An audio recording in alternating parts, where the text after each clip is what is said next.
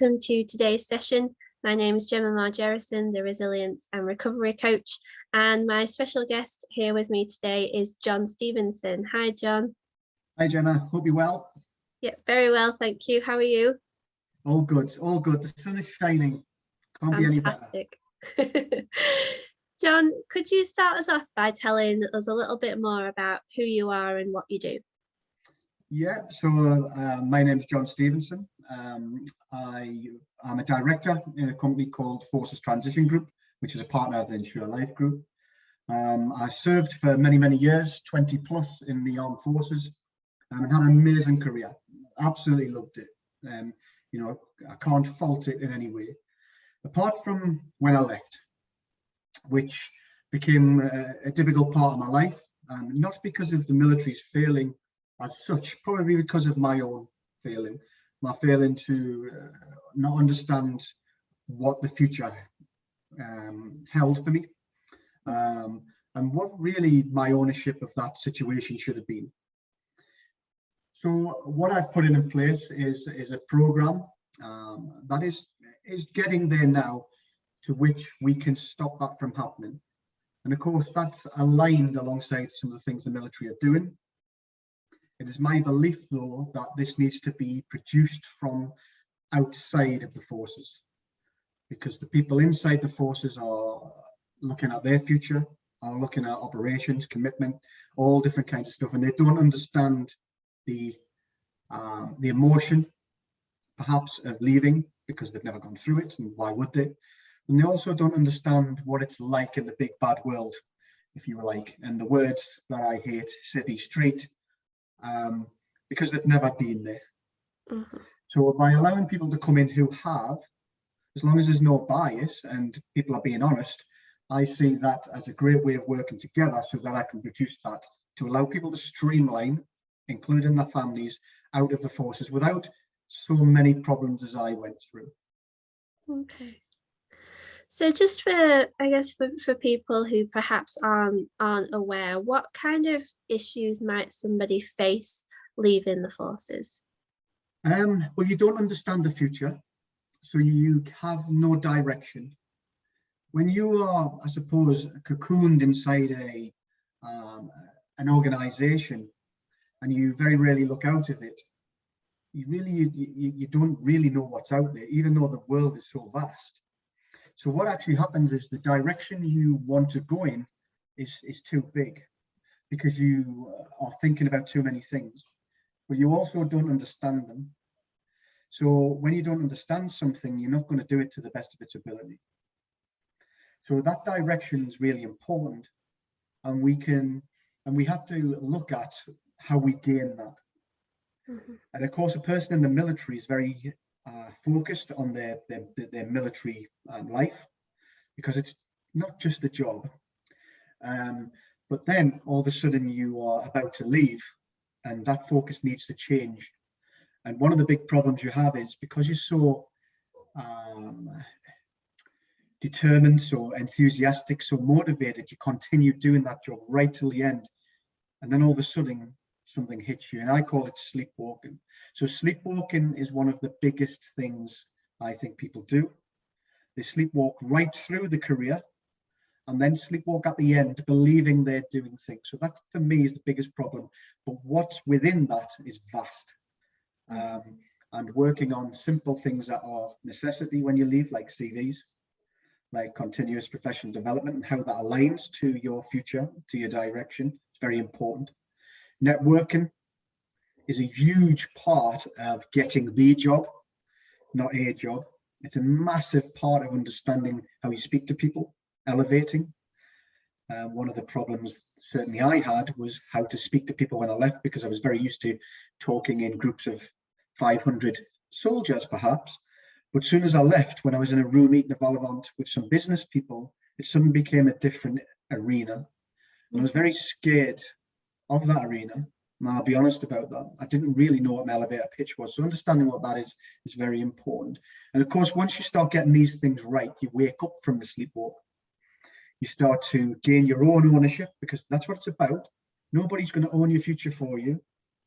And then you start to pinpoint a direction, or some directions, if you've got 3 or 4 things you're looking at, much easier to do that rather than 1,000, because you can actually dig deep into what they are and then believe what your relatable skills are and how they match to that kind of job or that kind of opportunity that you're looking for. So there's there's problems in all different kinds of areas, including resilience, which some of this comes down to, which I know you're very keen on. And of course, you come on a lot of our webinars and roadshows. Very good at it, and it aligns, very, very well with it. And probably there's that many issues that we could talk about that we probably need an hour, an hour on each today to be here for the next couple of days. But in a nutshell, it's about sleepwalking, and that's what I talk about a lot. Okay. So just to pick up on something that you mentioned in there, you said looking for the job, not a job. Can you tell us a little bit more about that? Yeah, so stereotypical forces leaver, because they don't understand, will place out many feelers, many CVs, if you like. And ultimately, because a forces person or a service person is designed around making something happen, they will make something happen. So when they're struggling to get a job, they will get one in the end. But when you're getting a job in the end, that's just getting a job. And what you want is the job. And the problem with a job is it's not the one you want, which means that you're probably going to move quickly. And when you move from job to job to job, perhaps like I did, I had 4 jobs in the first 2 years. What you actually go through is that transition, that resettlement period again, each time. Yeah. And mentally, that's a really bad place to be, because you've just been through stress, anxiety of leaving, a different life, a different world, and your family go through that as well, big time. They might not say too much because they understand you're going through things, but of course, the best thing you can do is use your family. They're probably more set than you are because they've probably worked in City Street, but you don't. You push them away. It's what I did. I nearly lost my family. So going from a job or getting a job means you probably going to lack stability. And really, I'm not saying you don't move on after a year or 2 years or 4 years, because of course you might want to go in a different direction and you get it. But what you want is some stability and something that you like, because that gives you the chance to understand what the future holds and gives you time. And as a family, everybody then starts to settle down. But what happened in my case was job after job after job after job. So I effectively went through 5 transitions in the end before I got to the place where I now believe I'm kind of in the right place. I'm not convinced, but I think this is probably the job and not a job like the rest would. Yeah. Okay. Fab. So in terms of, I guess, creating that stability then as people come out of the forces, what would your advice be there? As in creating stability for kind of mental health and well-being? Well, understanding who you are, understanding who your family are, understanding what you really want are the things that need to be talked about. And of course, just by trying to do that yourself is not going to work. What you really need to be doing is sitting with people and understanding what that future holds, what that really means to you as a team, as a whole family. What does money mean? What does happiness mean? And military people aren't really designed around looking at that. So sitting down and talking to people like yourself, perhaps, and going through what that could mean in the future, how to maybe position yourself better, how to perhaps calm yourself down, how to deal with your stress, is probably a good thing. But it's not something that was there for me. Thus the reason that we've kind of brought people like yourself in to speak to people about that and make people realize. And I think that is within the forces, but I'm not sure how much it's being used or whether people really believe in it. And I think it's important to really understand people's feelings, to understanding yourself, because you're not used to wanting to talk like that, to think like that, have emotion. There's no way I've got mental health problems. That kind of question, I haven't got that. When in fact, I absolutely have. I know that. And the only way that I've been able to talk about it is by talking to people. And talking to people like you, and then think, everyone's like this. I'm not just by myself. And of course, the more people talk about it, the better it all gets. And then you can kind of develop that strategy that you need as a family. You know, the resilience piece for me would have probably saved me going through all that hurt, all that time when I could have lost everything. Yeah. You know, it should have been the most exciting time of my life, leaving a new kind of career, a big lump sum of money to buy a house. My wife, who would be a lot happier because I was now stable, I was in the same place all the time. It just didn't happen like that. And it was all because of my own understanding of it. So I think things like resilience, understanding your own mental health and coming to terms with it and being at peace with it is important. And you know, again, I'll allude to myself, I'm not there yet. I still sometimes think, no. But more occasions than none now, I will be happy to speak about it. And you're privy to that because we've had many conversations. Yeah. But you'll probably see that in the soldiers, perhaps, that, or the forces people that you speak to, especially when you've been with myself, of the differing allowance of speaking. Some are very quiet and not going to do it, and some aren't. Yeah. But of course, in the military, it's very difficult. It's a bit of a macho environment. No matter what anybody wants to say, it's always going to be hard to insert mental health as the norm within inside the military. It needs to happen, and I know that they're doing great things, but it'll not happen very quickly because it is a macho environment, and sometimes has to be that way forced. Yeah. Yeah. I don't know, does that answer the question? It does, yes, thank you. So can you tell us about some of the kind of practical kind of help that the Forces Transition Group offers? Yeah, so we start with who you are. And of course, when we are on the road and we're doing our road shows, we begin by performance, by looking at your life cycle through people like yourself and performance people, understanding what your self-image is, what your goals are.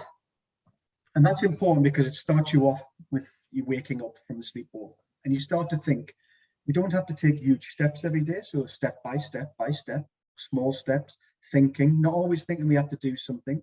It could just be having a couple of days thinking, what's my next plan? How am I going to do this?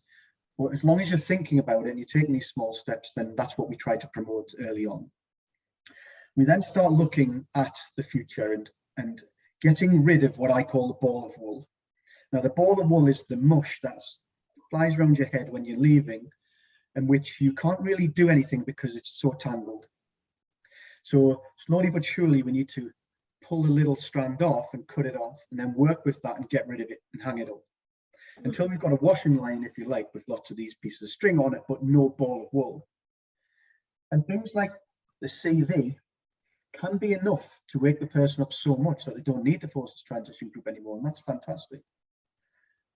And we work with the CV, we have lots of follow-up, we do lots of one-to-one sessions. The personal piece that we do is what's making this special, because yes, you can do group things, but ultimately when it comes back down to it, one-to-one sessions is what people really want. We work on the CV until the person is absolutely happy that whatever they do, whatever they choose to do, they can target that CV to any job and get it within the top 5% of people. So we do that kind of stuff. So that's a great attribute to have. We then set up the network and we align it to the CV, because CVs should be written a certain way and LinkedIn should be more friendly. It should be something that people warm to. It should be telling people what you want. And we've got a bit of a problem in the forces with doing that. We don't like to make ourselves look great because we're very humble. So we need to try and, yes, use this humbleness because it's a great attribute, but we need to get rid of it at times and not be arrogant, but actually be proud of what we've done. And if we get these things together, we start to gain our direction. But of course, whilst we're working on the direction, we're now starting to own the future. So if we get the person early enough as they're leaving or in service, they start to understand where they might be and what their skill sets relate to in the outside world. So their professional development can now start to develop and align to where they're going, because we speak to many, many people, and we've got a statistic that it's over 90% of people do qualifications and courses that they never use. That's a bit of a problem, and an absolute waste of money for the individual and for the military, because what's the point of doing things you're never going to use? And that generally comes from lack of direction and just being forced down different ways, different areas that perhaps you don't even want to go, but everybody else is doing it. So we need to make sure that that's personal as well. We look at social mobility, so making sure they understand their pension. So pensions are a big thing. Every single person we speak to doesn't understand the pension, and I mean every single person. Now, I'm not saying they don't know a little bit about it, but they don't realize what the future holds. They don't understand how much they're getting. Many people don't understand the Pen 1 form, which is a simple form with different boxes to fill as you leave. Look, people can get that wrong. They don't understand how to invest. Most haven't bought a house yet. They may perhaps have some risk, some life insurance, all them kind of things in which they don't understand, and it is absolutely not going to pay out. So what's the point of paying for it? And we do deal with veterans who have got things like kit insurance still. Now, kit insurance doesn't exist outside the forces, but people are still paying for it years and years later, and that needs to stop. So social mobility is all about education, and most people who join the forces generally don't really get a financial education before they join. Maybe they've gotten away from something, maybe they've had a family in debt, that kind of stuff. They just don't get it. And what we're trying to do is say, listen, you can pay into your forces pension. It just comes out of your wage every month. Nobody can touch that, but it makes such a massive difference at the end. But that kind of stuff's not being taught because the skill set's not really there on camp. And then we kind of, if you like, we're talking about the 12-month point to 9 months here, and then we move towards leaving. And it's at that point that we are really starting to make some moves now with some big companies. We're signing some good contracts in which we want to get rid of job descriptions, because there's a big problem with the way job descriptions are written and how that aligns to forces leavers, because many don't understand it. The similarities between job and what they do are probably very, very close, but the job description doesn't suggest that. So I think that having people who are quality and having businesses on the other side who are quality and bringing them together and getting rid of job descriptions, getting rid of CVs to a certain extent, and having people who are quality from both sides talking to each other will align way more people into the job that they would like to go into, rather than just picking up a job. And I'm starting to get companies having them conversations. Them companies aren't always in the Forces Covenant. I speak to them about that, but many don't even know about it, so which is another issue. But of course, they will sign up to it once they start working with military, because that's what it's all about. And that's what we need to get over to lots of companies. But some people just don't know about it. So in a theory, that's the service. We want to take an individual and their family, it doesn't matter who it is, or a veteran, through an evolution in which they totally understand who they are, all the way through to getting that desired employment, which then stabilizes their future. Yeah, no, that's fantastic. And just, I guess, for kind of a wider audience as well, would you mind kind of giving us a couple of tips for a good CV? Cool. A good CV. Well, there's a question. So the best CV will always be a targeted CV. Has to be. Sending the same CV to every job will get you a job. I'll never get the job. So it's the biggest #1 piece of information I can always give you. And of course, we've got lots of platforms that we make that happen for you, that you understand. And I would say quantifiable results. Military people tend not to believe in budget, tend not to think monetary value, because they're always kind of just doing the job, and the humbleness feeds into that. This is what I do. I just go on operations, or I just run all of these people. But there's way more to it than that. But that all comes down to understanding that relatable skill, and that needs to be done through service. It needs to be a culture change. So there's two. And I suppose the third one if I could go on with this, Gemma, you've probably sat in some of my lessons. I suppose the third one would be to believe in yourself. Mm-hmm. Because no matter whether you've served for 1 year or 35 years, you've done so much. You've learned so many skills. You have so many attributes. You have so much to give when you get out there, that unless you believe that, then it won't work well for you. But if you do believe it, and we're working with many people now with huge positivity, every single one of them people that goes for it and actually has, full ownership of their CV to start are a success, every single one of them. And we know that, the statistics are proving that. So I would say they're my 3 hot tips, but I have many. And of course, if people want to deal with the Forces Transition Group and have one-to-one sessions with me, they'll learn this very, very quickly. Yeah, and that leads me very nicely into my final question, John, which is, how can people get in touch with you? So there's a few different ways. They could get me on LinkedIn. LinkedIn's really my place, my business pleasure, if you like. There is Forces Transition Group are on there, but of course myself. So whichever way you want to do that, you can follow the Forces Transition Group or follow or connect with myself. Ask me any question you want.